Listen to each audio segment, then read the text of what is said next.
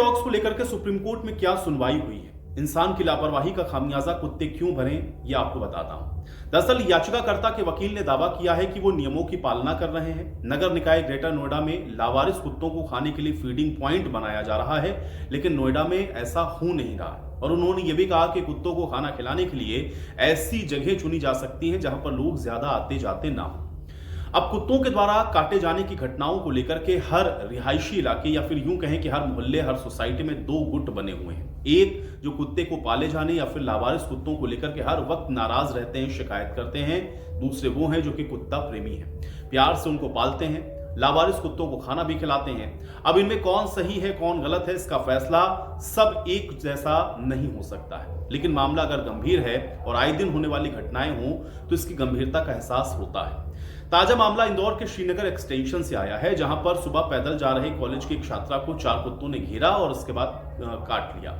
छात्रा बचने की कोशिश में गिर गई। इस बीच एक दूसरी लड़की जो कि स्कूटी से वहां पर पहुंची, उसने कुत्ते के हमले से जख्मी छात्रा को बचाया।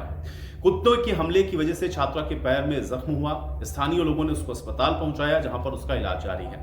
अब यहां पर स्थानीय लोग ये कह रहे हैं कि इलाके में कोई डंपिंग यार्ड नहीं है और इस वजह से खुले में खाने पीने की चीजें ऐसे ही फेंक दी जाती हैं। इस वजह से कुत्तों का आतंक है। अब सवाल यह है कि लावारिस कुत्तों के द्वारा काटे जाने के लिए किसको जिम्मेदार ठहराया जाए। ये तो तय है कि बेजुबान कुत्ते इसके लिए जिम्मेदार नहीं है, वो अपना पक्ष रख नहीं सकते, उनके लिए व्यवस्था होना जरूरी है। अब ऐसी घटनाओं के लिए जिम्मेदार कौन है, और यह झगड़ा इतना गहरा है कि कई बार मामला सुप्रीम कोर्ट तक जा चुका है। एक बार फिर से यह मामला सुप्रीम कोर्ट में अभी गूंजा है, जहां पर लावारिस कुत्तों को खाना खिलाने पर परेशान किए जाने की जो शिकायत है, इस पर सुनवाई चल रही थी। इसी दौरान सुप्रीम कोर्ट ने याचिकाकर्ता से यह पूछ लिया। क्या पूछा ये आपको बताता हूं। पूछा कि आप कुत्तों को अपने घर में खाना क्यों नहीं खिलाते हैं। ये बात जस्टिस विक्रम नाथ और जस्टिस संदीप मेहता की बेंच ने पूछी है। उन्होंने कहा कि क्या हम हर गली हर सड़क पर इतने बड़े दिल वालों के लिए इन गलियों को यूं ही छोड़ दें। सारी जगह इन जानवरों के लिए है तो फिर इंसानों के लिए क्या कोई जगह अब बची है या नहीं। आप कुत्तों को अपने घर के अंदर खाना क्यों नहीं खिलाते हैं, ये सवाल कोर्ट ने पूछा है। कोई आपको रोक नहीं रहा है।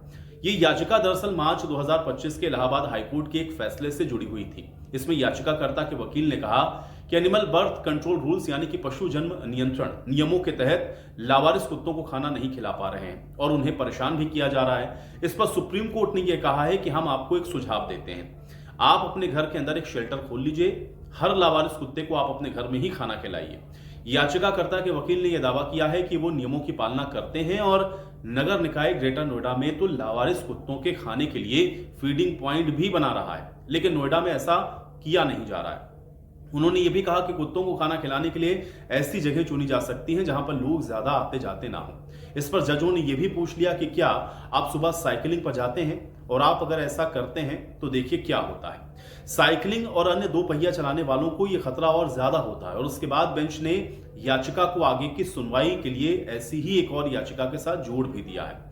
इसके पहले हाईकोर्ट में याचिकाकर्ता ने यह मांग की थी कि स्थानीय निकायों को यह निर्देश दिया जाए कि वो एनिमल बर्थ कंट्रोल रूल्स की कड़ाई से पालना करें। इसके साथ ही prevention of cruelty to animal act 1960 के प्रावधानों को ध्यान में रखें।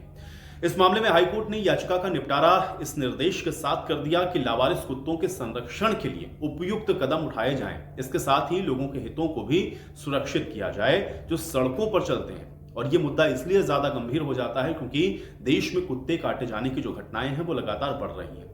इसी के साथ लोकसभा में पशुपालन मंत्री राजीव रंजन सिंह की ओर से भी ये जानकारी दी गई। उन्होंने कहा है कि आवारा पशुओं का मामला राज्य सरकारों के अधीन आता है और इसलिए इससे जुड़ी हुई घटनाओं से निपटने की जो जिम्मेदारी है वो स्थानीय निकायों की होती है।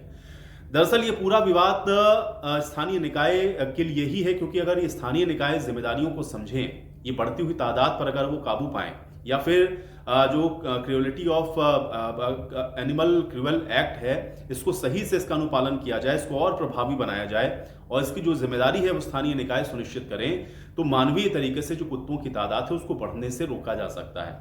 उनके लिए बाकायदा जो नियम बने हैं अगर उसकी पालना हो तो फिर ये समस्या कम हो सकती है। इसके अलावा जो एंटी रेबीज या फिर जो टीकाकरण के काम है उसको भी तेजी से किया जाए। नगर निगम देखा जाता है कि इस पर ठीक से काम नहीं करता और इस वजह से भी जब ये कुत्ते काट लेते हैं लोगों को तो बीमारी का भी एक बड़ा खतरा, रेबीज का भी एक बड़ा खतरा बना रहता है।